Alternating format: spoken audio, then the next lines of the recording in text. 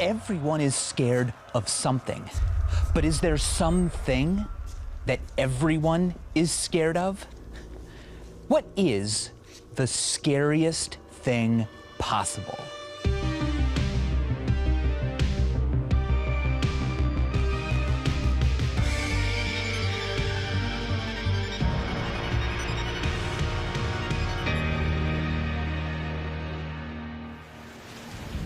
So what is the scariest thing? Is it thunder? Shadows? Being burned alive?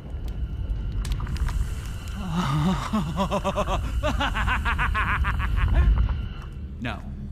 It's also not heights or needles, snakes, spiders, sharks. Those things can be scary to some, sure, but not to all.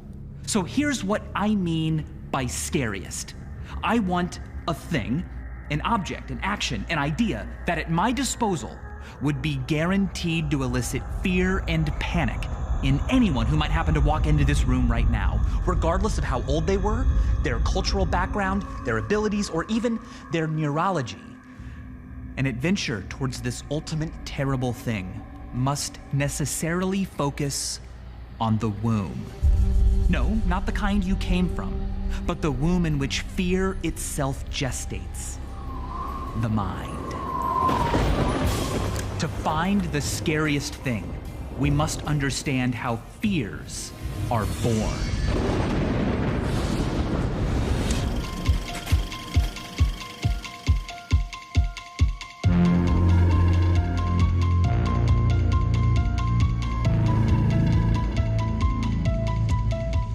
Where are we going?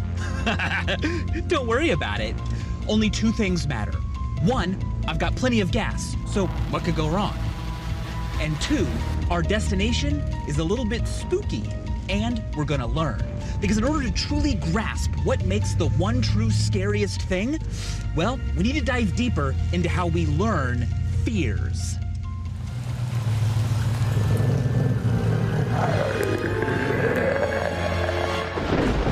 To start out, I commissioned a fear conditioning demonstration on me.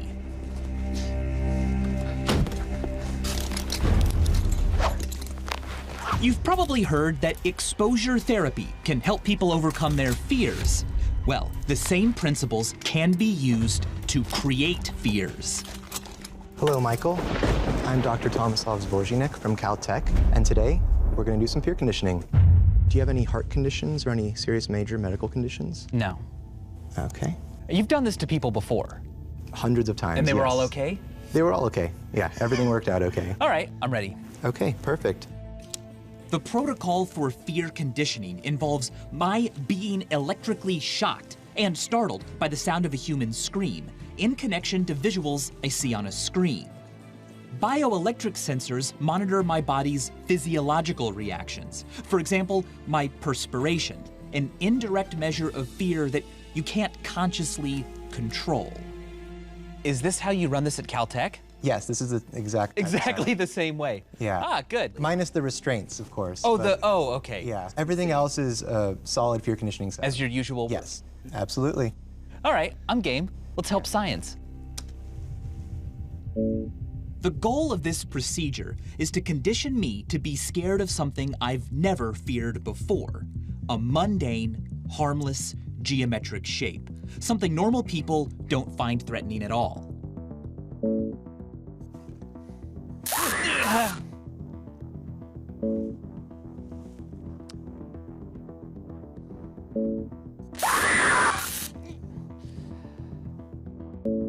little bit more scared of the square right now.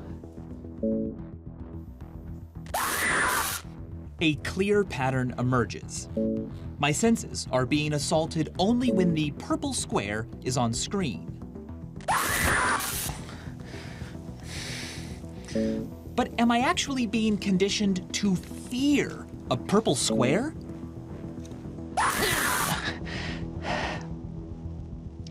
All right, Michael, you're all done. Whew. How was it? Well, it felt like I was one of Pavlov's dogs. I couldn't help what I was doing, and I was being trained to do it in response to something. And that something was an otherwise very unassuming geometric shape. Exactly. With Pavlov's dogs, he had a bell and food, something positive at the end. But in fear conditioning, we have something aversive and negative at the end. And it worked. Once my brain associated the purple square with being shocked, my physiological response to the square went up and stayed up. The mere appearance of a simple geometric shape made me scared enough to break a sweat. The results show that you physiologically really ramped up to that purple square specifically. You quickly learned to be afraid on a physical level. You showed fear. I came in here today, normal old Michael, but I'm leaving as a brand new Michael who is afraid of purple squares. The human brain can learn to be afraid of almost anything. To better understand how this works, we need to look at what's going on neurologically. What happens in the brain during fear conditioning? Well, what we know is that over evolution, over millions of years, we've developed these defensive circuits in our brain. And the amygdala sits on the front of the memory systems of the hippocampus. And the amygdala seems to play an important role in determining what the danger is of something in the world. It tells us what we should be remembering, what we should be learning. That is important to survival. Our brain actually has two amygdalae, one in each hemisphere. The function of the amygdalae is at the center of fear research, which covers human behavior ranging from the risk-averse to high-risk takers, like free soloist Alex Honnold. Ancient humans who avoided danger and survived long enough to reproduce became our ancestors. They populated the world with creatures like us, organisms that instinctively avoid and are averse to potentially dangerous sensations. Things like pain and being sick, suffocation, the need to breathe. We don't think those feel good, and you don't have to learn to not like them. Even a newborn is distressed by them, which makes them innate aversions. Fear is the anticipation of these innate aversions. When the purple square was paired with electric shocks, my amygdala quickly made that association and began consciously and unconsciously arousing fear in me whenever I saw it. For this reason, I want us to think of sensations as flies, and our amygdala as a meaty little spider spinning a web of fear.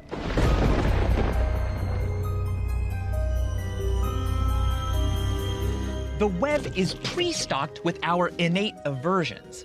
Whenever an experience is associated with an innate aversion, it's like a fly landing on the web. This alerts the amygdala spider, which weaves a powerful connection between that experience and the innate aversion it's associated with. In my case, that innate aversion was pain, which probably isn't the scariest thing for everyone because, well, some people have a high pain tolerance. Others can learn to suppress their fear of pain. And of course, some people enjoy pain. But the point is, now that new experience will stay trapped in your web of fear, a new member of the library of things that scare you. To find the scariest thing, we must wander through the darkest recesses of the web. Everything caught in your web of fear is somehow connected to death. Avoiding it, surviving, is after all what makes fear useful. It's why we are still here today as a species. So, if death is at the very center of all of our webs of fear, does that make death the scariest thing? Well, although many people say death is their #1 fear, not everyone is afraid of it. Many acts of courage require caring more about others than your own life. Some older people say they're ready to die. And what about those who commit suicide?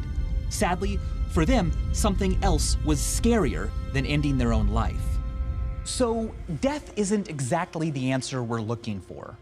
The scariest thing will be something else on all of our webs that is panic-inducing even to those who want to die.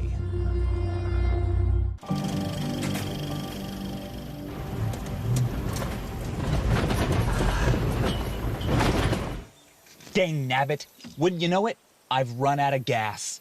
Guess I'm just gonna have to walk down this desolate, foreboding road in search of a gas station. Luckily, this is just a movie. My rational mind knows that I'm safe, and it will use that to inhibit my amygdala's fear response. Well, what a great way to make a horror film scarier, right? Take away one of the rational mind's shields, and the amygdala's fear response won't be as inhibited. What we're about to see really could happen, and perhaps will. Of course, we don't just learn fears from firsthand experiences. Throughout our history, we have used images and words to teach fears to one another, to prepare the next generation for various dangers. These high school boys and girls are having a hop at the local soda fountain, innocent of a new and deadly menace lurking behind closed doors. Marijuana, the burning weed with its roots in hell. Why do humans have to tell stories to share fears from generation to generation and person to person? Language is virtual reality. So when you tell someone a story, you're not just describing, a crocodile, for example. The language in the story has a kind of emotional impact on the listener. So when I tell you some scary story about crocodiles, the amygdala is being activated by the words and the scenarios, allowing the imagination to sort of play with these ideas and scenarios. So you're concocting imagery. So it has a double whammy, and you're getting a very good sense that you should stay away from this kind of thing in the future. As a species, we're very dependent and vulnerable compared to other animals. We don't have sharp teeth and, big claws, and we're not very fast. It takes us years and years to be self-sufficient. So what's happening during those years of development is that we're getting all this information about the environment through stories. And part of that is to know what to be afraid of and what to not be afraid of. Hello! Hey, hello! Ooh, okay, being alone is kind of scary, right? Oh, but you know what? I'm actually not alone. I am always connected. No reception, of course. I mean, what is this, a horror movie? Yes, it is. And you know what? I'm actually getting a little bit scared right now. A new fear, by the way, has developed in just the last few decades. You see, a while ago, no one had a cell phone. No one was ever connected through the internet constantly. But now, many of us, most of us are. And so that's the new normal. And what's abnormal now is not being connected, not having your phone. Psychologists give that fear a name. It's a real thing that's being studied, and it's called nomophobia. Anyway, the point is, the scariest thing possible, what could it be? Well, an important ingredient might be our innate aversion to isolation. Why are we afraid of being alone? Human beings are social animals. We need each other to survive. So if we're alone, it lessens our chances of survival. And there's been a lot of research now that shows that when people isolate socially, it actually leads to things like increased heart problems, increased cancer risk, physical issues, mortality. It is very much directly tied to the sense of survival and avoidance of death. What I find interesting about isolation is I think it helps us capture a lot of tertiary and beyond fears that don't seem to be directly connected to death, but are in a way through isolation. For instance, the fear of public speaking. Yes, well, that taps into your fear of rejection. And when you feel like people don't like you, you feel alone. And so putting yourself out there, having that possible fear of rejection when you're speaking in public and not knowing how people are going to perceive you, that's very scary for a lot of people. Which doesn't necessarily mean that you will directly die. However, it connects to our innate aversion to isolation, which, through evolution, we have learned is a bad thing that can lead to death. And so we're afraid of it, avoid it. Absolutely. In the very first episode of Mindfield, I spent 72 hours in an isolation chamber. For 3 days, I had no contact with the outside world. I had no clock or window, and the lights never went out. The scariest part, though, wasn't being alone. I could handle that. The worst part was being separated from the natural cycles of the Earth I was so accustomed to. Night and day, time. The disorientation and helplessness caused by that made me distressed and may have been a reason why, while in the room, all of my dreams also took place in the same room. I soon became unable to tell the difference between when I was dreaming and when I was awake. I was terrified, Extreme isolation like that is not normal or healthy, but we all respond differently.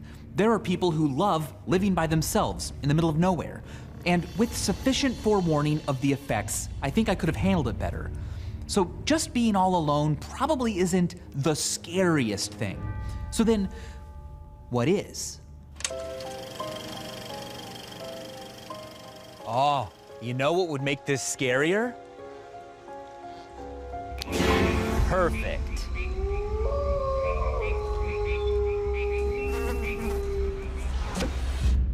Let's talk about fear of the dark. Children and adults, and myself often, don't like the dark. No. Okay? Why? The sensory deprivation. It leads you to feel like you're out of control, like you don't know what's gonna be happening. And at the same time, predators tend to come out at night. So when we think back to caveman days, they tend to attack later on in the day when you can't see them. And so there's a natural inclination for us to fear the dark because we don't know what's lurking out there. And there's a lot of things that could come and hurt us. My wife is pregnant right now. I mean, it's pretty dark inside my wife. Is my kid scared of the dark in there? Nope. Why? Nope. It's comforting for them. And in fact, if a baby is colicky, they can't be soothed, if you put them in a dark room, they calm down. In fact, this fear of darkness doesn't really come out for most children until about the age of 2.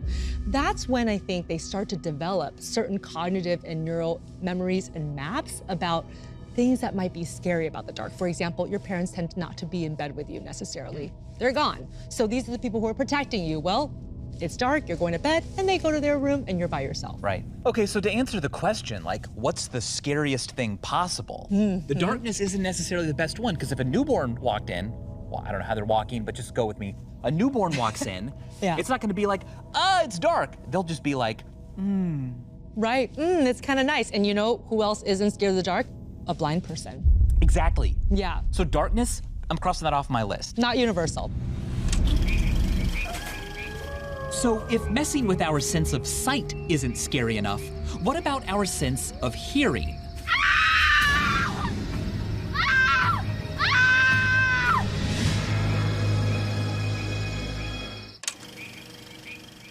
Okay, I'm pretty scared right now, but I could be more scared.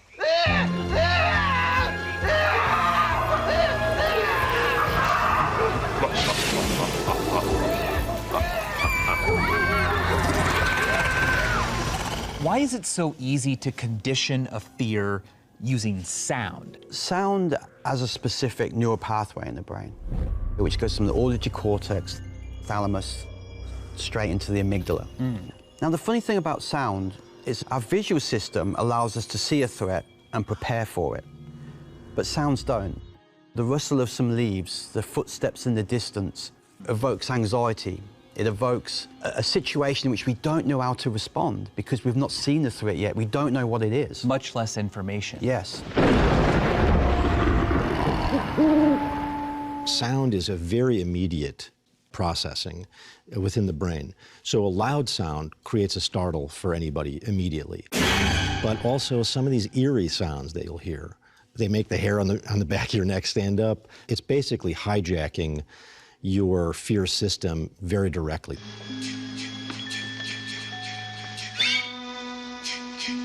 The first time I heard the from the Friday the 13th movies, that stuck with me forever.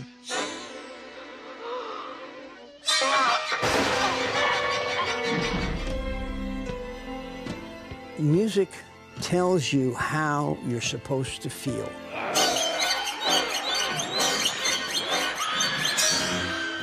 And I believe that we are hardwired to respond to music. In dramatic musical writing, you can use all kinds of different devices Must be my imagination. to create fear.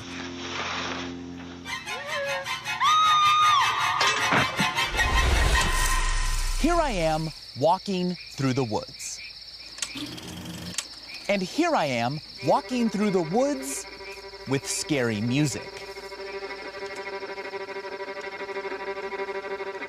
But if one note is scary, 2 notes can be even scarier, especially if they're dissonant. There are certain intervals, two notes that are clashing with each other, that universally bother people. They put you in a kind of, almost like a fight or flight situation. Musical intervals that fall outside of conventional harmonies may trigger our innate aversion to things that are different or abnormal. This interval, known as the devil's tritone, is so dissonant that composers purposefully use it to make listeners uncomfortable, from TV themes like The Twilight Zone to hard rock like the start of Jimi Hendrix's Purple Haze. But music doesn't always have to start out scary. The right context can make even the happiest song absolutely terrifying.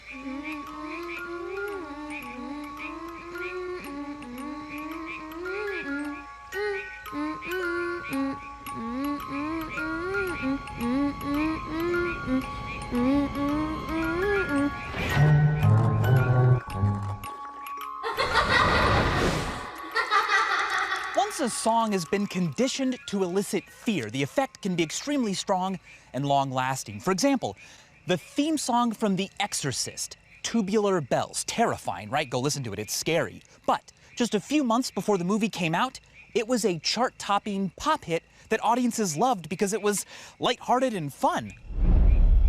Oh, Strawberry. Very good. But here's the problem with sound. Not everyone has been conditioned to be afraid of the same sounds or music, and not everyone can hear. What about the deaf? Clearly, the scariest thing possible to everyone will not be a sound. Take a look at these paintings. We have a flirty little clown, an abstract piece, and a landscape. Now, these paintings may seem a little bit strange, but I wouldn't say I'm freaked out by them, and I doubt you would either. But now, let me give you a bit more story, the context behind these items. This picture was painted by John Wayne Gacy, a serial killer who tortured, raped, and killed 33 teenage boys and young men. This was painted by Charles Manson, the infamous cult leader who convinced his followers to commit a series of 9 horrific murders in Los Angeles. And this landscape was painted by Adolf Hitler. Your thoughts about these items have probably changed a bit. Psychologists call this phenomenon the law of contagion.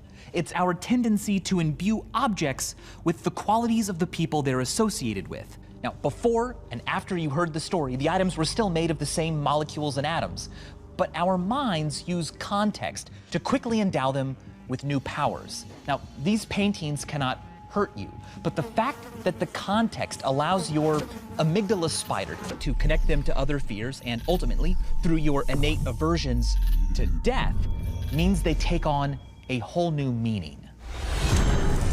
The right story and context can make almost any object, person, or place scary. In fact, let me ask you a question. What is this behind me? You know what? This old camper isn't actually that scary. Ah, nuts. All right.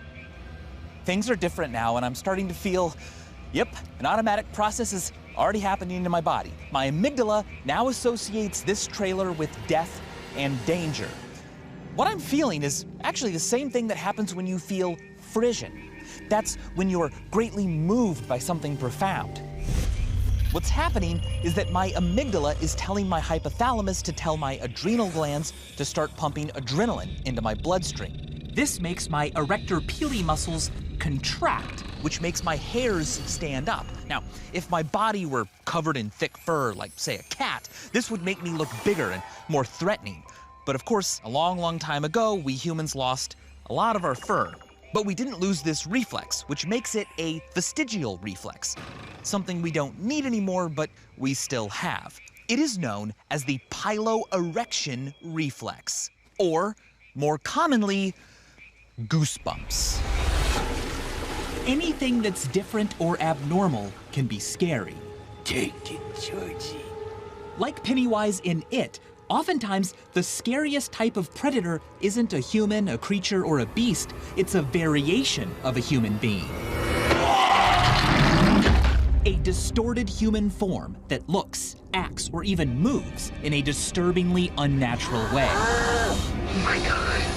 One thing many of us are terrified by is a distorted human form. Why? Our brain and our mind is a kind of prediction processor. We're trying to predict what's going to happen next. So when anything comes in and it doesn't match our template, our sense of categories, then we're cognitively and emotionally aroused. So it activates the amygdala, it makes us a little suspicious, or at least puts us on our toes again. We have a genetic predisposition to be averse to, or at least aroused by, that which is outside the ordinary.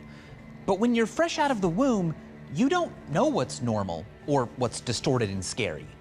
Researchers at Princeton and Florida Atlantic University demonstrated this by showing normal faces and creepy, distorted faces to babies. Children that were at least 1 year old avoided looking at the scary faces, which makes sense. But younger children, like those who were only 8 months old, didn't. The hypothesis is that at that age, normal hasn't yet been sufficiently established. A creepy face is just another thing to look at. It only becomes creepy when you've been around long enough to know what's not creepy. So when it comes to finding the one thing that can panic anyone, I'll need to look elsewhere. Because if a newborn baby rolls in here, I won't be able to scare it even with the most vile, scary, unnatural face. Of course, it's not just faces. Distorted natural forms also include bodies, like humans with other animal parts. Or creatures moving unnaturally. Oh my. Oh my. Whew. Oh my indeed. Wow. You know what's going on here? This is the third origin. Fears can be born through firsthand experiences, like feeling pain, or informationally through stories. But we can also learn fear vicariously by watching others experience fear. It's called social fear transmission, and we tried it out during my fear conditioning demonstration. Our unknowing subject was my good friend, Allie Ward. Allie was invited to observe my experience and witness my reactions. Jeez. Okay, a little bit more scared of the square right now. Right after my test, it was her turn to face the green circle and the purple square that appeared whenever I got shocked.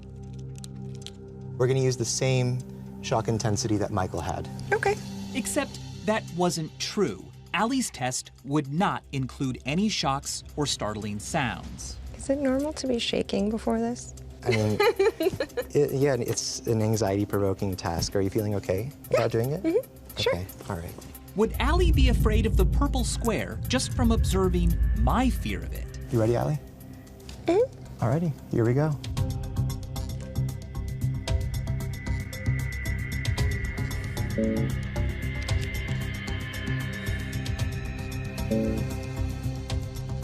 I feel like I'm gonna barf. Allie already seemed scared. But is she just afraid in general, or is she more afraid of the purple square? Which shape is making her sweat the most?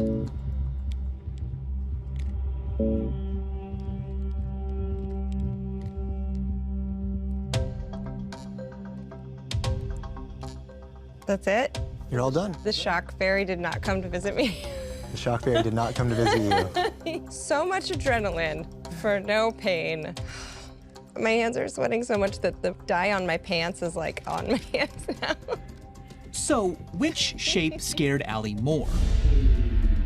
Despite receiving no adverse stimuli, but after observing my fear, she had a higher physiological response to the purple square than the green circle.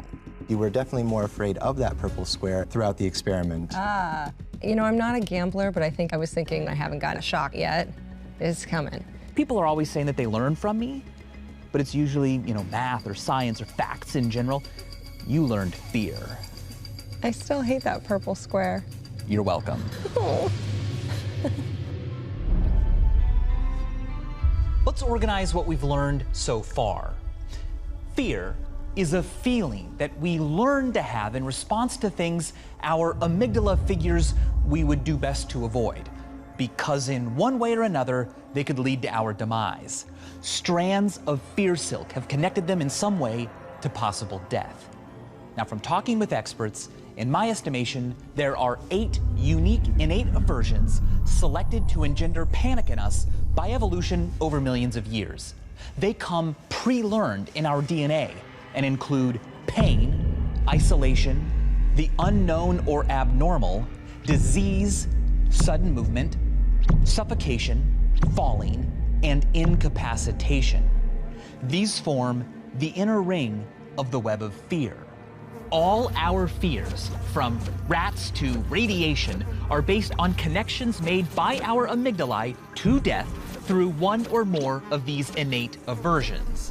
When it comes to learned fears, there may be no limit to the number we can acquire. As long as your amygdala keeps spinning its threads, the web can extend forever. But here's what's even cooler.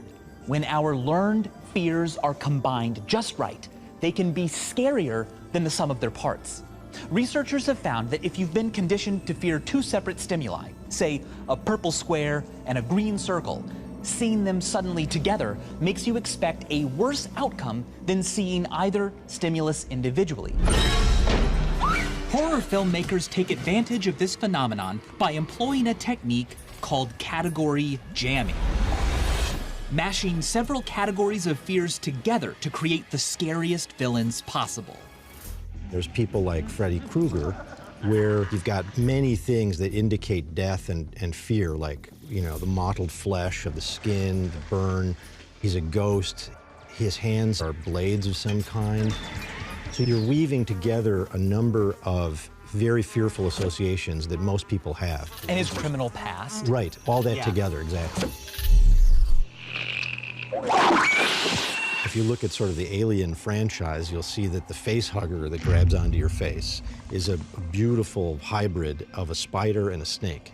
Those are 2 things that are universally feared, and so this is a kind of category jamming. It doesn't fit in our categories. The designers have basically put them together, so the fear is amplified tremendously.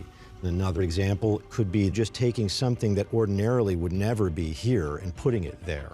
If you put snakes on a plane, you've got something most people are afraid of, snakes. You've got flying, which people are afraid of. You've also got strange domain crossing. Why would snakes be on a plane? That doesn't make sense, and that's unsettling in and of itself. So you're weaving together a number of very fearful associations that most people have, and that's uniquely disturbing, I think.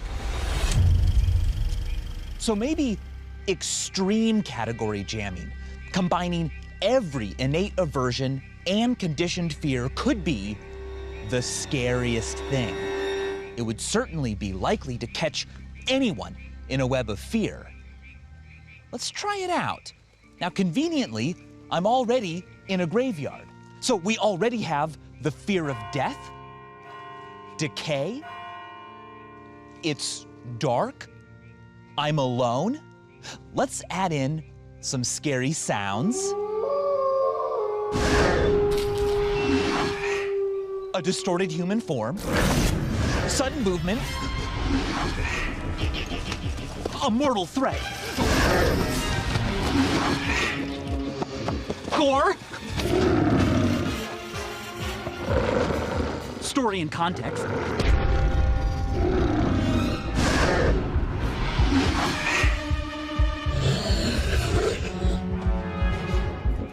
incapacitation. Is this it? Is the scariest thing possible just a combination of every innate aversion and conditioned fear? Oh, dear Michael. Conditioned fears know no bounds. So the scariest thing is that the human mind can be made afraid of anything.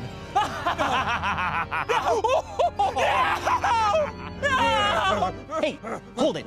Both of you, stop. Just let's take a step back. category jamming together every possible learned fear and every innate aversion just sounds like a cop-out. I don't like that. I want to be more specific. But this idea that the scariest thing is the fact that the human mind can be made afraid of anything, I don't like that either. I mean, it might be the scariest thing possible, but it also might not. What about people who don't have an amygdala? Meet patient SM. Not the snake, the hands. This is all we are allowed to show you. Her amygdala was destroyed at the age of 10 due to an incredibly rare genetic disorder. And because she doesn't have an amygdala, she cannot learn to register experiences as threats, which puts her life in danger. And that's why we can't reveal her identity. Patient SM's feelings, the feeling states, the subjective states seem to be absent in patient SM. For example, when she was walking through a park one night, a guy came up to her and put a knife to her throat saying, "Give me your money." And she just kind of ignored them and said, "Well, if you cut me, I'll chase you down and kill you," or something like that. It was just all rational. Yeah. And she apparently kind of knows that this isn't right, but she reacts in a different way.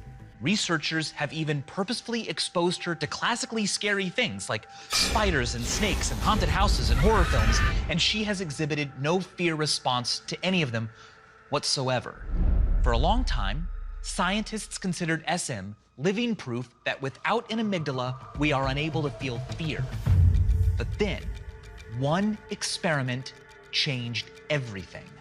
Scientists have known for decades that a lack of oxygen will make you feel dizzy and maybe even euphoric before you pass out. But elevated levels of carbon dioxide in the blood induce fear, anxiety, and panic. Patient SM volunteered to inhale concentrated CO2. Her brain interpreted the elevated levels of CO2 in her blood as proof that she was suffocating, a process we are innately averse to. As usual, the researchers expected SM to feel no fear, but for the first time in her adult life, she felt sheer and utter panic. The great thing about that study on SM is really it was the first time that we showed that these emotional responses can occur without an amygdala. Over the course of the next year, the scientists tracked down 2 rare patients in Germany who also had non-functioning amygdalae and gave them the same CO2 inhalation test. They had the same panic response. Researchers believe that the fight or flight responses they observed in these amygdala-damaged patients were induced by CO2 sensing neurons in evolutionarily older regions of the brain, like the midbrain or even the brain stem, which control more primal physiological functions. And so, if I want to terrify even the neurologically unscarable, I need our body's internal fear response to elevated carbon dioxide levels in the blood. But the story doesn't end there. SM's researchers later discovered something even weirder. When a control group of people with functioning amygdalae inhaled CO2, they showed a lower fear reaction than patient SM. Why? Well, this question led to a potentially revolutionary rethinking of the amygdala's role in fear. Researchers still believe that the amygdala learns to detect threats that are outside the body so that the body can respond to them. But when it comes to internal threats, it may actually inhibit your fear response. The control subjects knew they were participating in a safe, voluntary experiment. So their amygdalae may have effectively told other parts of their brain, hey, relax, okay, things are bad in the body, but I don't detect a real external threat, so like, calm down, a panic response isn't gonna help, not warranted. So, if you want to ensure the utmost amount of panic in the most people, you don't need to category jam every possible scary and unpleasant thing together. You only need 2 of them. Increase a person's blood CO2 levels and present an external threat they'll believe is causing it. Drowning, waterboarding, coerced CO2 inhalation. They're all variations of the one true scariest thing. Elevation of carbon dioxide in the blood caused by an uncontrollable external threat. Sweet dreams. And as always, thanks for watching.